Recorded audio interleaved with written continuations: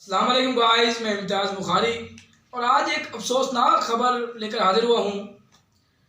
اللہ تعالیٰ کا قانون ہے کہ جس نے اس دنیا میں آنا ہے اس نے ایک نہ ایک دن واپس ضرور جانا ہے، لیکن کچھ ایسے بندے بھی ہوتے ہیں کہ جو اس دنیا سے چلے جائیں تو انسان کو ایک دن نہیں، 2 دن نہیں، پوری زندگی دکھ رہتا ہے۔ پاکستان کے پنجابی کے نامور شاعروں میں سے ایک شاعر ناصر علی طیب تھے جو کہ گزشتہ رات انتقال کر گئے۔ اللہ تعالیٰ ان کو جنت الفردوس میں اعلیٰ مقام عطا فرمائے۔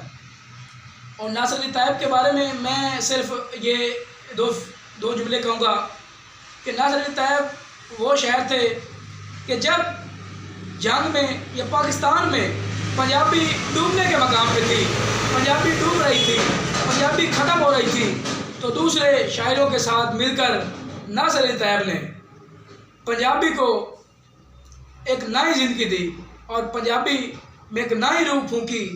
میں تو اس طرح کہوں گا کہ جو ان کے دوڑے ہوتے تھے وہ ہر قسم کے ہوتے تھے، پیار محبت پر بھی ہوتے تھے، غربت پر بھی ہوتے تھے، دوستوں کے بارے میں بھی ہوتے تھے، تو وہ ایک ہمارے لیے مشعل راہ بھی ہوتے تھے۔ ہمیں کچھ نان جانی باتوں کے بارے میں ان کا کوئی نہ کوئی میسج ہوتا تھا ان کے دوڑوں میں، ان کی پنجابی پوئٹری میں۔ اللہ تعالیٰ ان کو جنت الفردوس میں اعلیٰ مقام عطا فرمائے، اور وہ ہمارا ایک اثاثہ تھے جو اس دنیا سے چلے گئے ہیں۔ ہم انشاءاللہ ان کو یاد رکھیں گے اور ان کی خدمات جو ہیں پنجابی کی، ہم ان کو کبھی نہیں بھولیں گے۔ اللہ تعالیٰ ان کو جنت الفردوس میں اعلیٰ مقام